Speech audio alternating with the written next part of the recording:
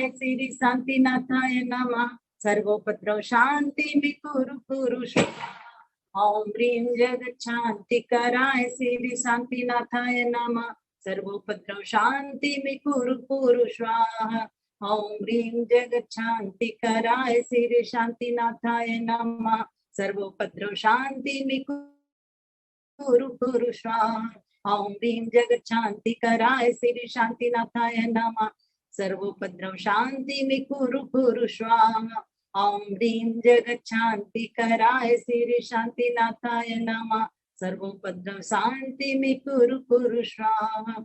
ओम ह्रीं जगच्छांति कराय श्री शांतिनाथाय नमः। सर्वोपद्रव शांति में कुरु कुरु स्वाहा। ओम ह्रीं जगच्छांति कराय श्री शांतिनाथाय नमः। सर्वोपद्रव शांति में कुरु कुरु स्वाहा।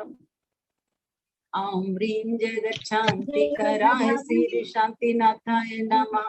सर्वोपद्रव शांति में कुरु कुरु स्वाहा। ओम ह्रीं जगच्छांति कराय श्री शांतिनाथाय नमः। सर्वोपद्रव शांति में कुरु कुरु स्वाहा। बोलिए देवादिदेव 1008 श्री शांतिनाथ भगवान की जय जय जय।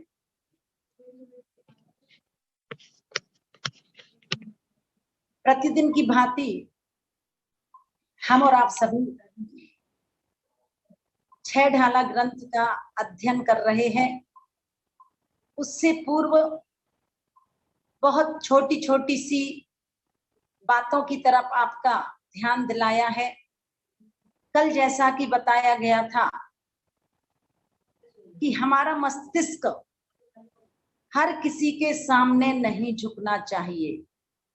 जो बीतरागी होते हैं, जो सर्वज्ञ होते हैं और जो हितोपदेशी होते हैं, ऐसे सच्चे देव के श्री चरणों में ही हमारा मस्तिष्क झुकना चाहिए।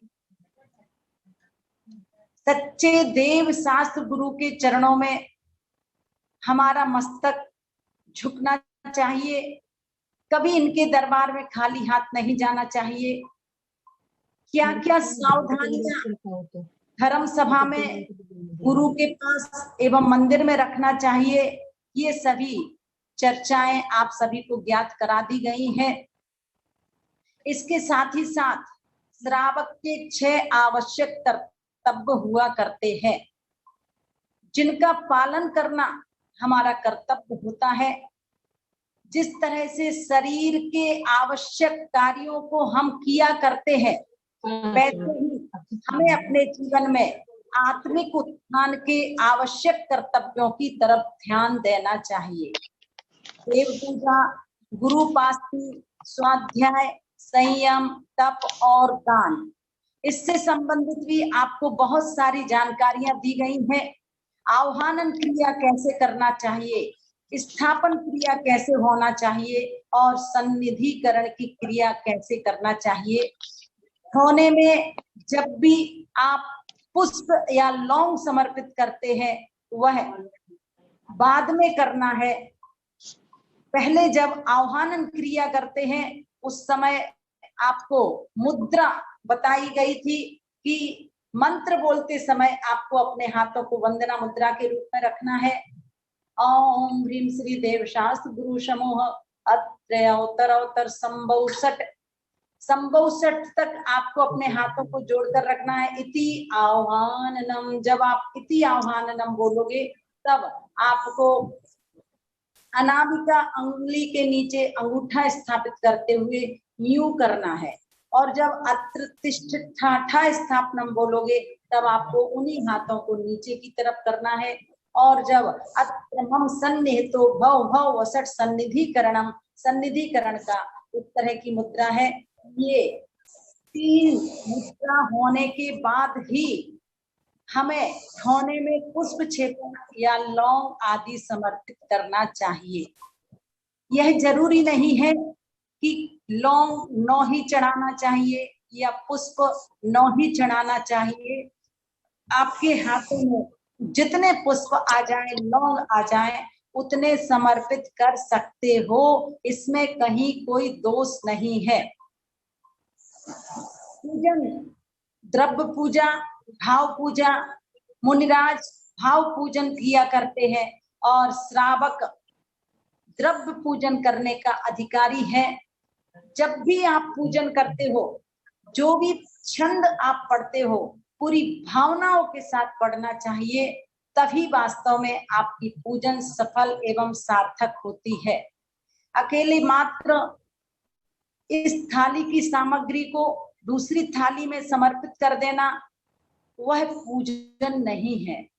चूंकि पूजन का अर्थ बताया गया था अपने भावों को पवित्र करने की प्रक्रिया, अपने मन को मांजने की प्रक्रिया, या अपने जीवन से बुराइयों की विदाई करने की प्रक्रिया का नाम पूजन है। इसके साथ ही साथ नित्यमय पूजन आदि आदि अनेक प्रकार की पूजन आगम ग्रंथों में आई हुई हैं। विशिष्ट पर्वों एवं उत्सवों पर हम पूजन किया करते हैं, चाहे वो कल्पद्रुम महामंडल पूजन हो, इंद्रध्वज पूजन हो, अष्टानिका पर्व में सिद्ध चक्र महामंडल विधान आदि की पूजन करते हैं। ये सभी पूजन करने से वास्तव में हमारी कसाएं कम होना चाहिए, ये मापदंड है। अगर आप प्रभु की पूजन प्रतिदिन करते हो तो अपने अंदर झांक करके देखना चाहिए कि जिस दिन से हमने पूजन करना शुरू किया है उस दिन से हमारे जीवन में कितना परिवर्तन आया है। तब तो हमें पूजन करने के पूरे पूरे नंबर मिलते हैं। और अगर अकेले मात्र एक थाली की सामग्री को दूसरी थाली में समर्पित कर दिया और हम अपने आप को पुजारी कहने लग जाएं तो यह वास्तव में सही मापदंड नहीं है। चर्चा अपनी चल रही है पंच परमेष्ठी से संबंधित। पंच परमेष्ठी कौन है? वास्तव में जिनके श्री चरणों में राजा महाराजा इंद्र सभी सिर झुकाते हैं उन्हें परमेष्ठी कहा गया है। साथ ही साथ जिनके जो परम पद में स्थित है, तो वास्तविक रूप से देखा जाए तो परम पद में तो मात्र सिद्ध परमेष्ठी स्थित है, पर अरिहंत परमेष्ठी भी केवल ज्ञान से युक्त हो चुके हैं। अघातीय कर्मों को नष्ट करके वह भी परम पद को प्राप्त कर लिया करते हैं। आचार्य, उपाध्याय, साधु परमेष्ठी उस परम पद को प्राप्त करने की साधना कर रहे हैं, इसलिए आगे वह परम पद प्राप्त करेंगे। इस दृष्टि से भी उनको परमेष्ठी के अंतर्गत लिया गया है। नमो अरिहंताणम, नमो अरिहंताणम का अर्थ बताया था। लोक के जितने भी अरिहंत परमेष्ठी हैं उन सभी को मेरा नमस्कार नमस्कार नमस्कार। कैसे है वो अरिहंत परमेष्ठी? चूंकि परिचय किए बिना अगर आप माला फेरोगे तो उतना मन स्थिर नहीं रहेगा, इसलिए हमें नमो अरिहंताणम जब बोलते हैं उस समय अरिहंत परमात्मा का स्मरण करना है। कैसे है वो अरिहंत परमात्मा? चार घातिया कर्मों का क्षय करने से जिन्होंने चार अनंत चतुष्टय गुणों की प्राप्ति कर ली है उन्हें अरिहंत परमेष्ठी कहते हैं।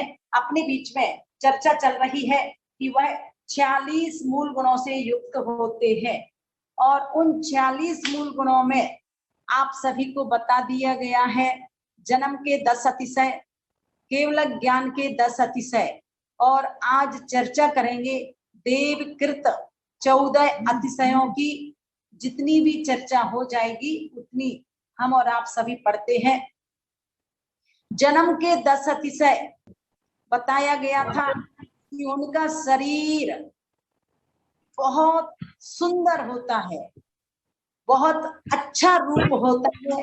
और वास्तव में ये बात आपको पता है, जब पंच कल्याणक प्रतिष्ठा महोत्सव में जन्म कल्याणक का दृश्य देखते हैं, जिस समय शची इंद्राणी बालक तीर्थंकर जाती है और जब बालक तीर्थंकर को लेकर इंद्र को देती है, तब इंद्र 1000 नेत्र बना करके प्रभु का दर्शन किया करते हैं बालक तीर्थंकर का। देखिए, जिसकी आवाज खुली हुई है वो बंद कर लें, अपनी आवाज को बंद कर दीजिए। किसी की आवाज खुली है, ओ सौरभ की मम्मी जी, अपनी आवाज, हाँ, और जिसकी भी आवाज अभी भी खुली हो बंद कर दीजिए। हाँ, चलिए। और चर्चा अपनी चल रही है जन्म के 10 अतिशय। अत्यंत सुंदर रूप होता है, सुगंधित शरीर होता है, उनके शरीर में किसी भी तरह का पसीना नहीं आता, उनके शरीर में मलमूत्र की बाधा नहीं होती है। हर चीज के लिए पुण्य चाहिए और उनके वचन हित मित प्रिय होते हैं। उनके शरीर में बचपन से ही अतुल्य बल हुआ करता है। शरीर का खून सफेद होता है, बहुत सुंदर उनके शरीर का आकार होता है, सुडौल। ऐसा नहीं कि ऊपर से मोटा नीचे से पतला या नीचे से मोटा ऊपर से पतला। समचतुरस्र संस्थान बालक तीर्थंकर का होता है और वज्र वृषभ नाराज सहनन से युक्त होते हैं। उनके शरीर में 1008 लक्षण होते हैं। इस तरह से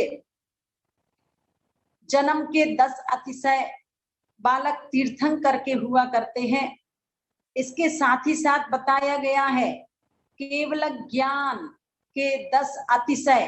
वास्तव में हम एक दिन उस केवल ज्ञान को प्राप्त कर लें, जिसके बाद फिर ना जन्म होगा, ना मरण होगा, ना वृद्धावस्था के कष्ट सहना पड़ते हैं। क्योंकि हर व्यक्ति जानता है कि वृद्धावस्था में अनेक प्रकार की बीमारियां शरीर को लग जाया करती है और जब शरीर में कोई बीमारी आती है तो धर्म ध्यान में बाधा उत्पन्न हो जाया करती है। पर जिन लोगों के अंदर सहन शक्ति होती है वह इस समय भी अपने मन को संभालते हैं, क्योंकि वह जानते हैं कि यह शरीर रोगों का घर है। पहला सुख निरोगी काया। अगर हमारा स्वास्थ्य ठीक रहता है तो वास्तव में ये प्रथम सुख कहा गया है। तो जब भी जो भी परिस्थितियां हमारे सामने आती हैं, हमें उन सभी परिस्थितियों में क्षमता भाव भी रखना है, क्योंकि रोने से भी कर्म का फल भोगना पड़ता है और हंस कर के भोगोगे तो भी कर्म का फल भोगना ही पड़ता है स्वयं के लिए। सामने वाला व्यक्ति परिचर्या में सहयोग प्रदान कर सकता है। निश्चित जो वृद्ध लोग हैं उनकी सेवा करना बहुत पुण्य का योग होता है, तब जाकर के सेवा करने का अवसर मिलता है। तो आइएगा, हमें केवल ज्ञान प्राप्त करना है ताकि ना फिर जन्म होगा न मरण होगा। क्योंकि अरिहंत परमेष्ठी को भी केवल ज्ञान जब हो जाता है तो वह निर्वाण पद की प्राप्ति करते हैं। मरण नहीं कहलाता उनका, क्योंकि जन्म के बाद मरण और मरण के बाद जन्म की प्रक्रिया होती है। पर जो एक बार निर्वाण पद की प्राप्ति कर लेते हैं फिर वह इस संसार में पुनः जन्म मरण के कष्टों को सहन नहीं करते हैं। अब आज चर्चा चल रही है देवकृत 14 अतिशय, और देवकृत 14 अतिशयों में हम अपने जीवन में देखें कि किस तरह से देवों के द्वारा विशेष अतिशय आदि हुआ करते हैं। तो सबसे पहले छंद पढ़ते हैं। देव रचित हैं 4-10 अर्धमाग दीभास, आपस माही मित्रता निर्मल दिशा आकार। देखिए, ये छंद पहले सभी लोग पहले भाग में दूसरे भाग में पढ़ते थे, याद थे। और आज के समय में अगर आपसे मैं पूछूं कि आप लोगों को ये छंद है, तो बहुत कम महिलाएं ऐसी होंगी जिनको ये छंद याद होंगे।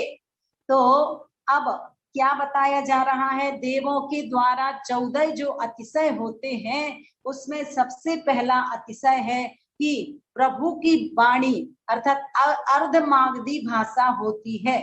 जिनेंद्र भगवान की जो भाषा है वो अर्धमागधी भाषा होती है। इसका मतलब ये है कि जिस तरह से आप मुनिराजों का, आचार्य परमेष्ठी का प्रवचन सुनते हैं तो प्रवचन की आवाज माइक के माध्यम से आप तक पहुंचती है, ऐसे ही मगध जाति के देवों के द्वारा हमारे और आप तक वह आवाज पहुंचती है।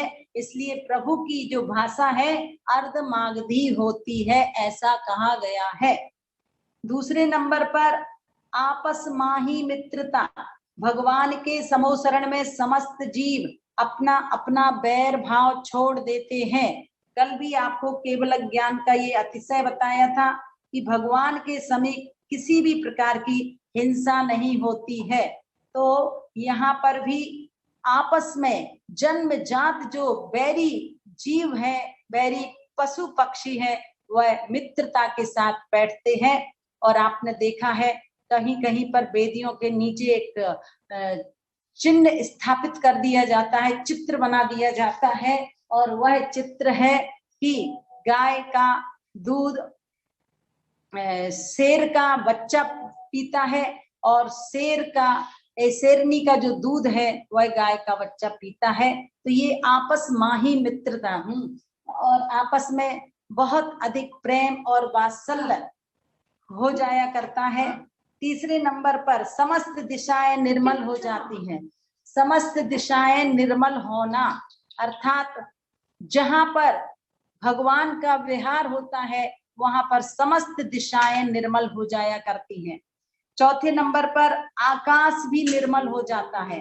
तो देव रचित है 4-10 अर्धमागधी घास, आपस माही मित्रता, निर्मल दिश आकाश। दिशाओं का निर्मल होना और आकाश का निर्मल होना, इस तरह से ये 4। दीदी आपकी आवाज कम आ रही है। ये 4 देवकृत अतिशय, ये 4 देवकृत अतिशय है।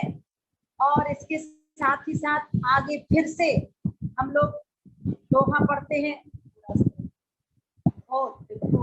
फल ऋतु सबे पृथ्वी कांच समान। दीदी कौन सा दोहा है? चरण कमल तल कमल जय जयकार। देखिए आगे बताया जा रहा है। दीदी कौन सा है ये? दीदी कौन से नंबर का दोहा है ये? ये 4 हो चुके हैं। नंबर 1 अर्धमागधी भाषा का होना, नंबर 2 आपस में मित्रता का होना, नंबर दीदी सबको ये लग रहा है छैडाला का वो है श्लोक है, इन्हें बता दीजिए अलग से है ये देवकृत, ये जो श्लोक आप बता रहे हैं। अतिशय की चर्चा चल रही है, अभी छैडाला का छंद नहीं है। आप लोगों को 14 देवकृत अतिशय बताए जा रहे हैं।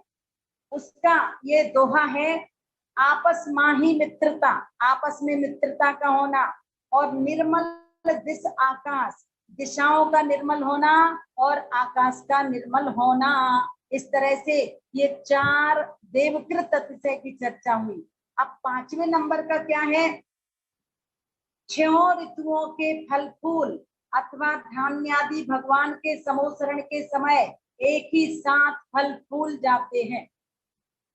विशेष विशेषता है कि एक ही साथ सभी फल फूल जाया करते हैं। 6 ऋतुओं के फूल एक साथ आ जाया करते हैं। इसके साथ ही साथ 1 योजन तक की पृथ्वी दर्पण के समान निर्मल हो जाती है। जहां पर प्रभु विराजमान रहते हैं वहां 1 योजन तक की जो पृथ्वी है वो दर्पण के समान निर्मल हो जाती है। 7वें नंबर का बताया गया है चरण कमल तल कमल है नभते जय जय बाण। अर्थात जब प्रभु गमन करते हैं तो उनके चरण कमलों के नीचे देवों के द्वारा 225 स्वर्णमयी कमलों की रचना होती है।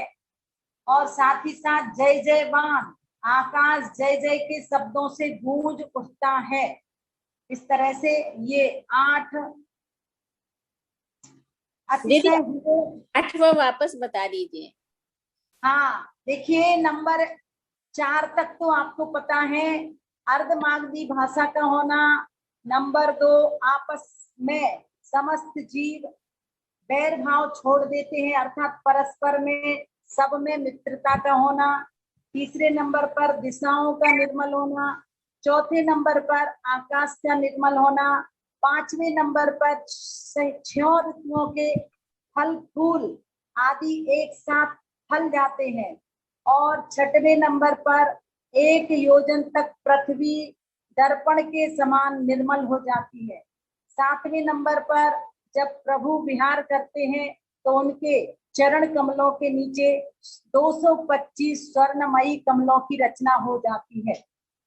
और 8वें नंबर पर आकाश जय जय के शब्दों से गुंजायमान हो उठता है, अर्थात आकाश में जय जय जय के शब्द गूंज उठते हैं।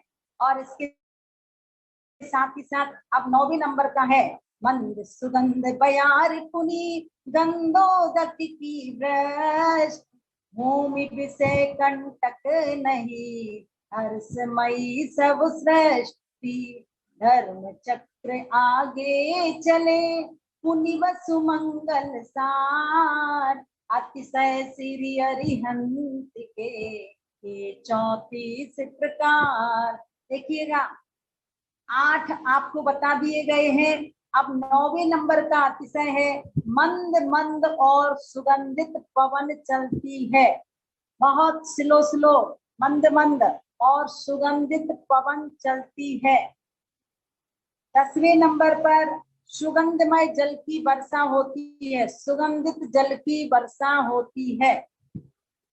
11वें नंबर पर पवन कुमार जाति के देवों द्वारा पृथ्वी कंटक रहित हो जाती है।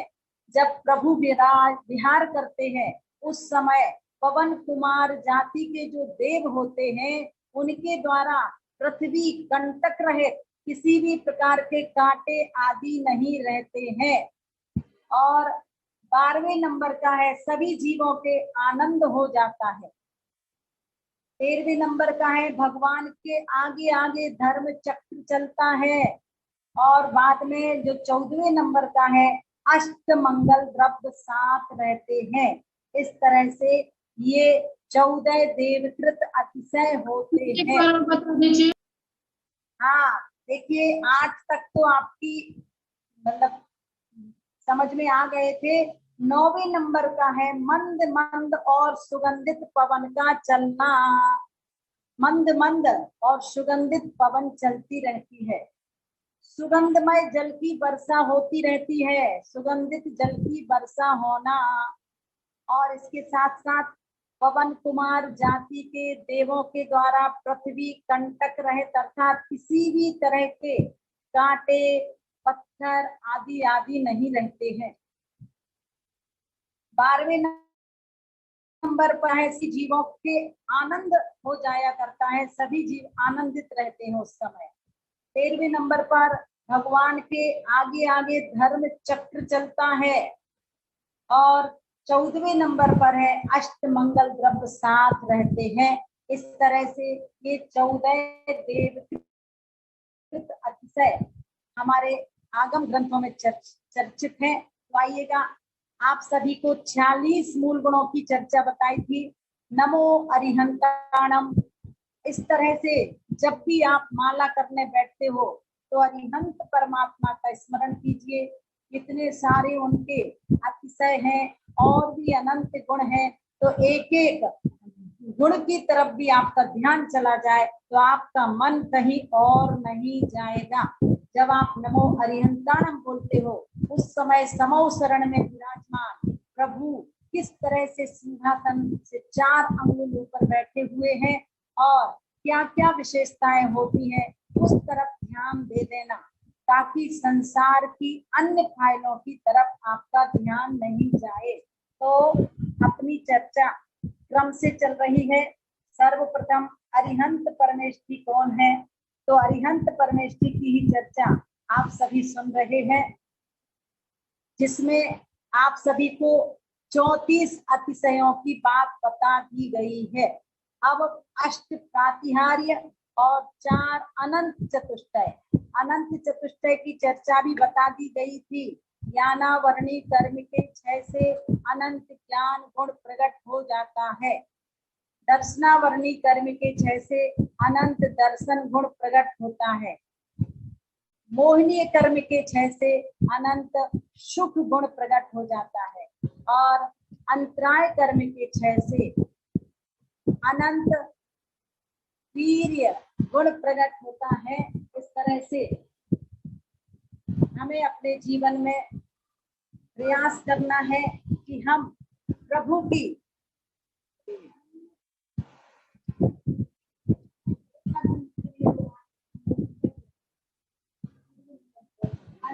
दिव्य ध्वनि का लाभ लेना चाहिए। हम 5वीं ढाल की चर्चा सुन रहे हैं, जिसमें कल आपको बताया था कि 12 भावनाओं का चिंतन करने से क्षमता सुख की प्राप्ति होती है। हमारे अंदर क्षमता भाव जाग जाया करता है। जिस तरह से हवा के लगने से अग्नि भड़क उठती है, जल जाती है, उसी तरह से यह जीव अपनी आत्मा को जानता है। और अब आज चर्चा प्रारंभ करेंगे अनित्य भावना। अनित्य भावना की पंक्तियां हम और आप सभी बोलेंगे। जो बन गए गोधन नारी, खाए गए जन आज्ञाकारी, इंद्रिय भोग छिन थाई, सुर धन चपला चपलाई। देखिए, बच्चों को बचपन में माँ पिता याद कराते थे, राजा राणा छत्रपति हातिन के असवार, मरना सबको एक दिन अपनी अपनी बार। तो पंडित दौलत राम जी ने भी इसी भावों को संजोया है 5वीं ढाल में। और क्या कहा है, हाथियों पर सवार होने वाला मरेगा, किंतु मेरा तो नंबर ही नहीं आया है। तो भैया, नंबर भले ही उसमें नहीं दिया है, पर संसार में जो आते हैं वो एक दिन अवश्य जाएगा। ये बात निश्चित है कि जन्म लिया है तो मरण भी निश्चित है। किंतु अरिहंत परमेष्ठी के जन्म तो हुआ, किंतु उनका मरण नहीं कहलाएगा, वो निर्वाण पद की प्राप्ति करते हैं। उसके बाद पुनः जन्म नहीं लेते हैं। ये अनित्य भावना अर्थात संसार में कोई पदार्थ नित्य नहीं है, ऐसा चिंतन हमेशा ज्ञानी व्यक्ति किया करते हैं। क्या क्या नित्य नहीं है? स्त्री, पुत्र, मित्र, धन, यौवन आदि एवं इंद्रिय के विषय भोग आदि कुछ भी नित्य नहीं है। देखते देखते सभी विनष्ट हो जाते हैं, मात्र आत्म स्वरूप ही नित्य है। ये तो आपको भी पता है कि आत्मा अजर अमर है। आत्मा का ना जन्म होता है, आत्मा का ना मरण होता है, वह शाश्वत रहती है। इस तरह से यह अनित्य भावना की चर्चा हुई। और अब इसके बाद असरण भावना की चर्चा आज पंडित दौलत राम जी करते हैं। सुर असुर खगादिक जेते, मृग ज्यों हरि काल दलेते, मणि मंत्र तंत्र बहु होई, मरते न बचावे कोई। क्या कहते हैं? सुर यानी इंद्र, असुर यानी नरेंद्र, और खगादिक जेते खगेंद्र आदि जो हैं, ते उन सबको हरि ज्यों मृग, सिंह जिस प्रकार मृग को नष्ट कर देता है, उसी तरह से काल दले, उसी प्रकार इंद्र आदि को काल नष्ट कर देता है। देखिए, हर व्यक्ति जानता है कि मौत जब हमारे सामने आनी है तो ना तो मौत को कोई मंत्रों के माध्यम से बढ़ा सकता है, और ना ही कोई वैद्य, ना ही कोई डॉक्टर। यह असरण भावना का चिंतन ज्ञानी व्यक्ति करते हैं। मणि मंत्र तंत्र बहु होई, मरते न बचावे कोई। वास्तव में जब मौत आती है तो वह मौत किस तरह से हमारे जीवन को छीन लिया करती है, सभी को ज्ञात है। पूज्य गुरुदेव सोचा भी नहीं था कि इस तरह की कोई घटना जीवन में होगी, कि समय से पहले तो नहीं, सिद्धांत दृष्टि से हम क्या कहें, हो सकता है कोई रोग आदि का निमित्त भी समझ में नहीं आता है, पर फिर भी वास्तव में पूज्य गुरुदेव समय से पहले चले गए, ऐसा हम और आप सभी को लगता है। सिद्धांत की दृष्टि से देखा जाए तो अगर कोई परिस्थिति सामने आई है तो अकाल मरण भी हो सकता है, या उनकी आयु इतनी ही थी, ये हमारे ज्ञान का विषय नहीं है, केवल ज्ञान का विषय है। तो निश्चित रूप से संसार में कुछ भी शरण नहीं है। चत्तारि शरणम पवज्जामि, अर्थात संसार में 4 ही शरण है, देव शास्त्र गुरु, ये 4 ही शरण हुआ करते हैं। तो जीवन में किसी न किसी की शरण हर प्राणी लेता है। रोगी वैद्य की शरण लेता है, आपत्ति काल में मित्र और परिजनों की शरण लेता है, बचपन में माता पिता की, एवं जवानी में धन और विषय कसायों की शरण, बुढ़ापे में बहू बेटे और लाठी की शरण। परंतु ये सब वास्तविक शरण नहीं है। वास्तविक शरण तो है देव धर्म गुरु शरण, जगत में और नहीं कोई, भ्रम से फिरे भटकता चेतन, यूं ही उम्र खोई। इस तरह से असरण भावना का चिंतन करना, जिस तरह से सिंह के मुख में मृग नष्ट हो जाया करता है, उसको कोई नहीं बचा सकता है, ऐसे ही मौत आने पर ना कोई मणि, ना कोई मंत्र, ना कोई तंत्र किसी को नहीं बचा पाते हैं। इस तरह से यह असरण भावना कहलाती है। और ऐसी असरण भावना का चिंतन ज्ञानी व्यक्ति हमेशा किया करते हैं। और इसके साथ ही साथ संसार भावना, क्या है संसार भावना? चौगत जीव भरे हैं, परिवर्तन पंच करे हैं, सब विधि संसार असारा, या में सुख नाही लगारा। देखिए यह संसार कैसा है, हमने भी पढ़े हैं 6 ढाला की पहली ढाल के अनुसार, चहु गति दुख जीव भरे हैं। चारों गतियों में, चाहे वो त्रियंच गति हो, चाहे नरक गति हो, चाहे मनुष्य गति हो, और चाहे देव गति हो, सभी गतियों में कितने कष्ट हैं ये आपने पहली ढाल में भी सुना है, पढ़ा है। और जब से नरक गति के कष्टों को हमने सुना है तो मन में एक ही भावना आई है कि हे भगवान, अनंत काल हो गया मुझे इन कष्टों को सहते सहते, अब मैं ऐसे कोई काम नहीं करूंगा जिससे मुझे नरक गति फिर से जाना पड़े। तो सबसे पहले तो सभी को कंट्रोल करना है अपनी अपनी कसाय की तीव्रता पर। दूसरे नंबर पर परिग्रह की सीमा कर लीजिए। जीवन में जो जितना अधिक पाप करेगा, अधिक परिग्रह रखेगा, अधिक कसाय करेगा, सीधा वो नरक गति का द्वार खोलता है। इसलिए अपने परिणामों को बहुत शांत रखने का प्रयास कीजिएगा। समता ही हमारे जीवन का सबसे बड़ा धन है, सबसे बड़ी दौलत है। हमारे सामने हर तरह की परिस्थितियां आती हैं, पर उन सब परिस्थितियों में हमारे मन में समता भाव होना चाहिए। तो समझ लो आप पास हो चुके हो। और अगर छोटी बड़ी सब परिस्थितियों में हम रोते हैं, चिल्लाते हैं, तो वह जीवन में विफलता का प्रतीक होता है। तो कैसा है ये संसार? चहु गति दुख जीव भरे हैं, अर्थात चारों गतियों में दुख प्राप्त कर रहा है ये जीव।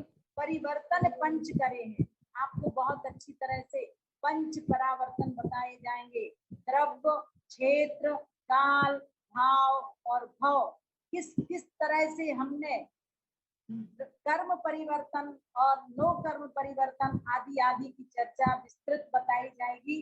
और इसके साथ ही साथ ये संसार कैसा है? सब विधि संसार असारा। ये संसार सब तरह से असार है, इस संसार में कुछ भी सार नहीं है। वास्तव में अगर सार है तो वह पंच परमेष्ठी ही है, और ऐसे पंच परमेष्ठी की शरण हमें प्राप्त करना है। या में सुख ना ही लगा रहा। देखिए इस संसार में सुख जरा भी नहीं है। आप चाहे पत्नी में सुख मानते हो, आप चाहे पति में सुख मानते हो, ये सब तात्कालिक इंद्रिय जन्य सुख है। वास्तविक सुख तो अतीन्द्रिय जन्य सुख हुआ करता है। जब तक बहिरंग पदार्थों की प्राप्ति होती है हम सुख मानने लगते हैं, और जब वह पदार्थ हमसे दूर हो जाता है तो हम दुखी हो जाते हैं। तो निश्चित रूप से ये इंद्रिय जन्य सुख क्षण भंगुर है, नष्ट होने वाला है। अतीन्द्रिय सुख शाश्वत है और वह स्थिर रहने वाला है। इसलिए भगवान ने इंद्रिय जन्य सुखों का त्याग कर दिया, और उन्होंने जो अनंत सुख प्राप्त किया है वह अनंत अनंत समय के लिए कभी उस सुख से वो रहित नहीं होंगे। इस तरह से छह ढाला ग्रंथ में आप सभी लोगों ने पांचवी ढाल के 3 छंद सुने हैं, और आज पिछले विषय की चर्चा को मैंने दोहराया नहीं है। विलंब भी किन्हीं कारणों से हो गया था, समय हो गया है। अब आपसे थोड़ी सी देर प्रदक्षिणा करते हैं, और उस प्रदक्षिणा के मध्य सबसे पहले चंदा भाभी जी आप बताइएगा, भावनाएं कितनी होती है? भावनाएं कितनी होती है? 12 हाँ, उसमें से कितनी भावनाओं की चर्चा हो चुकी है? 4। कितनी भावनाओं की चर्चा आपने पढ़ ली है? दीदी का उत्तर में अनित्य, आचरण और संसार। संसार, बहुत अच्छा। और अब इसके बाद उत्तर देंगी नदवई वाली भाभी जी। जी दीदी वंदना। हाँ, और आपको ये बताना है, अभी हमने आपको बताया था देवकृत 14 अतिशय, तो उनमें से 4 अतिशयों की बात बता दीजिए। कोई भी 4 अतिशय अगर आपको याद हो या समझ में आए हो। 4 दीदी। अतिशय, हाँ बोलिए। हाँ दीदी, एक तो सुगंधित जल की वर्षा होती है जब वो विहार करते हैं। एक पवन कुमार जाति के द्वारा कंटक पृथ्वी हो जाती है, और जब भगवान विचरण करते हैं तो उनके चरणों के नीचे 225 कमलों की रचना करते हैं देव। और अब इसके बाद और आकाश में जय जयकार की ध्वनि होती है। हाँ बस दीदी बहुत है, और बता दिए, बहुत अच्छा। अब शेष भावना जी आप बताइए 5 और, जो इन्होंने बताए हैं वो नहीं बताना। दीदी वंदना। हाँ दीदी 1 योजन तक पृथ्वी दर्पण के समान हो जाती है, हाँ, चारों आकाश भी निर्मल हो जाता है, समस्त दिशाएं निर्मल हो जाती हैं। जन्म जात जो बैरी होते हैं भी मित्रता, उनमें मित्रता हो जाती है परस्पर, और मंद मंद सुगंधित हवा हो जाती है। आकाश में जय जयकार गुंजायमान हो जाता है। हाँ चलिए, बहुत अच्छी बात है। और अब इसके बाद नेहा जी बताएंगी जन्म के 5 अतिशय। जन्म के 5 अतिशय नेहा जी बताएंगी। अतिशय सुंदर रूप होता है उनका, सुगंधित तन होता है, उनके अतुल्य बल होता है, उनमें उनके मलमूत्र की बाधा नहीं होती है, बचपन से ही पसीना नहीं आता है उनका। बस अब इसके बाद शेष जो है वह महावीर प्रसाद जी बताएंगे। 5 अतिशय जन्म के कौन कौन से शेष है? दीदी दीदी हम चतुर्थ संस्थान होता है उनका, वज्रमय शरीर होता है उनका, उनका एवं श्वेत होता है। हाँ, शरीर में 1008 लक्षण का होना, 1008 लक्षण होते हैं शरीर में। खून का सफेद होना, इस तरह हाँ, खून का एवं श्वेत होता है। अतुल्य बल के धारी होते हैं, प्रिय हित वचन होते हैं। इस तरह से जन्म के 10 अतिशय है। अब उर्मिला भाभी जी बताएंगी केवल ज्ञान के 5 अतिशय शुरू में जो है, या जो भी आप बता सकती हो। हाँ दीदी 4 कोस तक सुबिक्षो ना। और एक बदलाई होना, भोजन का अभाव, बाहर नहीं लेते, कबलाहार करते हैं, कबलाहार नहीं होता, कबलाहार से रहित होते नहीं होता, सब विद्याओं के ईश्वर होते हैं, आकाश में गमन करते हैं। चलिए, और अब इसके पश्चात बहुत अच्छा, आप लोगों ने सही उत्तर दिया है। और अब अलका जी बताएंगी, वह दाता के 7 गुण बताएंगी। अलका जी। दीदी, श्रद्धा, भक्ति, शक्ति, तुष्टि, विवेक, क्षमा, निर्लोभता। हाँ, बहुत अच्छा। और अब प्रीति जी दिल्ली बताएंगी, दाता के 5 आभूषण कौन कौन से हैं। दीदी, प्रसन्न होकर दान देना और आनंद पूर्वक दान देना, आदर पूर्वक दान देना, प्रिय वचन कहकर और निर्मल परिणामों से युक्त होकर और दान देकर अपने भाग्य की सराहना करना। बहुत अच्छा। और अब किरण जी बताएंगी, भगवान के श्री चरणों में कितने बार पुंज समर्पित करना। 4 करना दीदी, वंदना 5 बार करना। हाँ हाँ, बहुत अच्छा। और आज वाणी के समक्ष 4 बार क्या बोलोगे?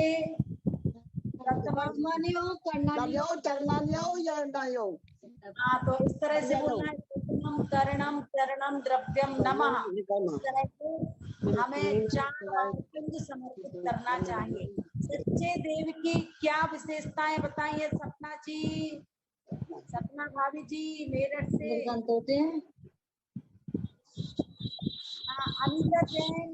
अनीता जैन बताएंगी या आनंद कुमार जैन? दीदी आप बताएं। कौन बोल रहा है? दीदी आप बताएं। नहीं, आनंद कुमार जी बताएंगे। हाँ, बोलो। अच्छे देव के लक्षण बोलो। वंदना दीदी, वंदना दीदी, वितरागी, सर्वज्ञ, हितोपदेशी। हाँ, बहुत अच्छे सर्वज्ञ हितोपदेशी होते हैं, वो सच्चे देव कहलाते हैं। और गुरु महाराज को जब आप नमन निवेदित करते हो तो अनीता जी बताएंगी क्या बोल करके पुंज समर्पित करना, कितने बार? दीदी हम बताएं। हाँ बोलिए, कौन कह रहा? दीदी संध्या। संध्या बताएगी। हाँ संध्या बोलिए। एक बार बोलना। हाँ बोलिए संध्या। अच्छे गुरु को बोलो कितने बार पुंज समर्पित करना? गुरु को दीदी 3 बार पुंज समर्पित करना चाहिए दीदी, 3 बार। क्या बोल कर? सम्यक दर्शन, सम्यक चारित्र। हाँ बहुत अच्छा। और अब मीना जी बताएंगी, नरकों में कितने बिल गरम हैं? मीना जी, 84 लाख बिलों में कितने बिल गरम है? शालिनी जी बताएंगी। शालिनी बताएगी। दीदी हम बताएं। सीमा जैन। ये वाला नहीं मालूम दीदी। 82 लाख 25 हजार बिल तो गरम है। दीदी हम बताएं। 1,78,000 ठंडे हैं दीदी। कमलेश भाभी जी बताएंगी, प्रथम नरक में कितने पटल हैं? 49 पटल। ये तो मेरे को 49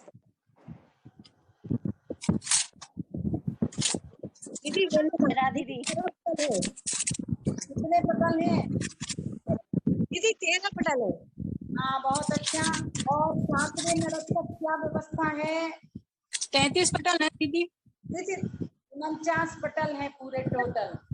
और क्रम से 13, 11, 9, 7, 5, 3, 1 इस तरह से।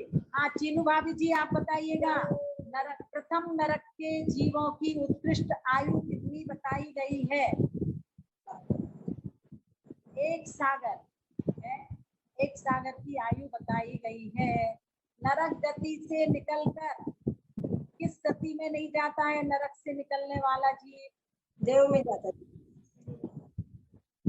चीनू भाभी चलिए, अब आप लोगों में से सीमा जी बताएंगी, विचारा से अगर सीमा जी जुड़ी हुई हैं। हाँ दीदी वंदना। हाँ दीदी वंदना। नहीं, आप इतने दिन से क्लास दीदी रोज दीदी डेली ले रहे हैं हम तो क्लास, एक दिन भी मिस नहीं की हमने। अच्छा जी, हम तो यही सोच रहे थे कि वो दूसरी सीमा भाभी जी है। नहीं नहीं दीदी हम चलिए अब आप बताइएगा, नरक से निकलकर कहाँ कहाँ जाता है, कहाँ कहाँ नहीं जाता जी। दीदी नरक से निकल करके, सप्तम नरक से निकल करके जीव तिरंच में ही जन्म लेते हैं। हाँ, और से 6 नरकों से निकलकर छठे नरक का जीव मनुष्य व सम्यक दर्शन प्राप्त नहीं कर सकता है, प्राप्त कर सकता है। आपको सुनो, आपको इतना ही बोलना चाहिए कि नरक से 2 गतियों में जाता है, मनुष्य और तिर्यंच गति। मनुष्य और तिर्यंच में जाते हैं, देव और नरक में नहीं जाते हैं। हाँ, बहुत अच्छा। और अब बताना है, सपना भाभी जी जुड़ी हुई है पर उत्तर नहीं दे रही है, क्या बात है? अरिहंत परमेष्ठी किसे कहते हैं? बस मीना जी बताएंगी। जो 18 दोषों से रहित हैं और जिनके 46 मूल होते हैं। हाँ, और क्या बताया था? कौन बोल रहा है? सपना मेरठ से। अच्छा जी, हाँ, तो पूरी परिभाषा और बताइएगा, क्या बताया था? 4 घातिया कर्मों के नष्ट होने से 4 अनंत चतुष्टय गुणों की प्राप्ति करनी है, ठीक है ना? और 18 दोष से रहित 46 मूल गुणों से युक्त होते हैं। और मीना जी बताएंगी, और वो ये बताएंगी दाता की 9दा भक्ति कौन कौन सी है? 9दा भक्ति के नाम बताइएगा मीना जी। जय जीवन दीदी। हाँ बोलिए। पदगान, हाँ, उच्चासन, हाँ, पाद प्रक्षालन, जी हाँ, नमोस्तु। पहले पूजन करिए। हाँ, पहले पूजन, नमोस्तु, फिर मन शुद्धि, वचन शुद्धि, काया शुद्धि। हाँ, इस तरह। और आहार जल शुद्ध है। आहार जल शुद्ध। हाँ, देखिए समय हो रहा है, थोड़ा भैया लोग आए हैं, इस चर्चा को आप विराम देते हैं। सभी लोग माँ जिनवाणी की वंदना करेंगे। जावाणी के ज्ञान से सुजलो कालो जोगे नमो सदा देते हे जिनवाणी भारती वो तेरी शरणा गए सो पावे सुजय हे अजो अरिहंत को गुरु सेवा निर्गम दया धर्म पालो सदा यही मोक्ष का पथ श्रेष्ठ है सब मिल पढ़ो महामंत्र 9 बार। पहले 9 बार मंत्र का जाप करो।